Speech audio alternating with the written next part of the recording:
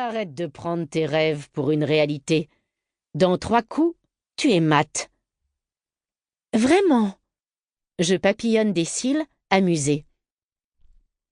Tu es certain d'avoir bien regardé le plateau? Insistai-je. Il hésite, examine malgré tout les pièces sur les cases noires et blanches, jusqu'à ce que son visage devienne livide. Comment peux-tu... Comment puis-je quoi, Jake? Comment puis-je te battre dans 2 coups alors que je ne suis pas experte en échecs comme toi et que j'ai commencé mon initiation il y a seulement 3 mois? Je pose une main sur la table et fais rebondir mes ongles sur la table pour marquer mon impatience. Ce n'est pas possible. Ce n'est pas possible. Jake répète ces mots en boucle, ce qui ne va rien changer à l'issue de cette bataille. Tu joues ou tu veux faire durer ton agonie? Demandai-je. Il me fusille du regard, serre les poings, puis se lève en renversant la table et le plateau d'échecs avec. Les quelques curieux autour de nous reculent d'un pas, mais je ne bouge pas d'un poil. Je reste sagement sur ma chaise et croise les bras sur ma poitrine. « Tu as triché !» s'exclame Jake, alors que son visage devient écarlate de colère. « Bien sûr, j'ai triché aux échecs. »« Tu as une oreillette !»« Tu veux inspecter mes oreilles, Jake? Je t'en prie, vérifie. »« Tu ne peux pas m'avoir battu. »« Tu n'es pas très élégant dans ta défaite, mais j'imagine que si c'est la première fois depuis un long moment que tu perds, je peux te pardonner. »« Je veux une revanche, à huis clos, quand personne ne pourra te souffler les réponses. » Il s'approche de moi et braque son regard dans le mien, avec un air menaçant. « Et moi, je veux des excuses publiques auprès de Cassandre. Je veux que tu ailles te dénoncer auprès du prof et que tu ne recommences plus jamais. » Je me lève de la chaise, sans faiblir face au regard du jeune homme. « Et ramasse les pièces, » ajoutai-je. « Ce n'est pas comme ça qu'on termine une partie, et tu le sais. » Cassandre glousse dans un coin. Nous échangeons un regard, à la fois soulagé d'avoir obtenu réparation et excité à l'idée d'avoir vaincu celui qui s'est autoproclamé roi du lycée.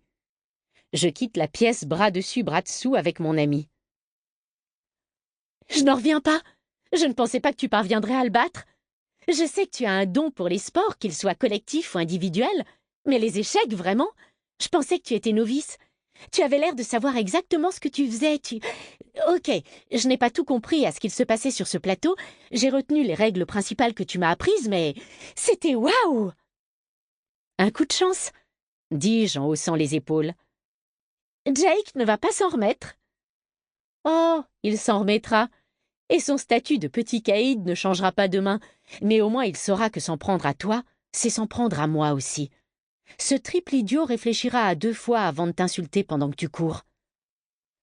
Ou de faire en sorte qu'on me pique mes vêtements dans les vestiaires, ajoute Cass. Oui. Ou de demander à ses petits copains d'allumer une mèche de mes cheveux avec un briquet. Oui, soupirai-je. Pourquoi est-ce que tu te laisses faire, Cass? Tu n'es pas empoté. Tu as les moyens de te défendre. Tu pourrais... Je pourrais quoi? Dire quelque chose? Et qu'est-ce que ça changerait? Fait mon ami en haussant les épaules. Il s'acharnerait encore plus. Tu as probablement ouvert les hostilités en lui mettant sa pâtée aux échecs. Il ne va pas s'en remettre, je te le dis. C'est moi qu'il visera juste pour t'embêter. Je ne le laisserai pas faire. Tu as ma parole. Oh, Ash, tu ne seras pas toujours là pour me protéger, mais ne t'inquiète pas.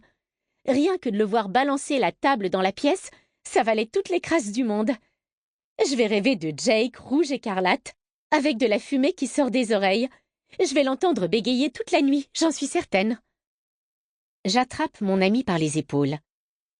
Je vais t'apprendre à te défendre, décrétai-je alors. C'est l'adolescence, c'est l'âge ingrat, voilà. Je n'ai pas de chance. Je suis dans la catégorie de ceux qu'on veut écraser parce que tu leur facilites la tâche, rétorquai-je. Non, parce que ma tête leur revient pas. Mes cheveux roux ne leur reviennent pas, mes rondeurs, ma voix aiguë, la façon dont je m'habille. Regarde-moi, je n'ai pas l'attirail jean t-shirt des autres filles.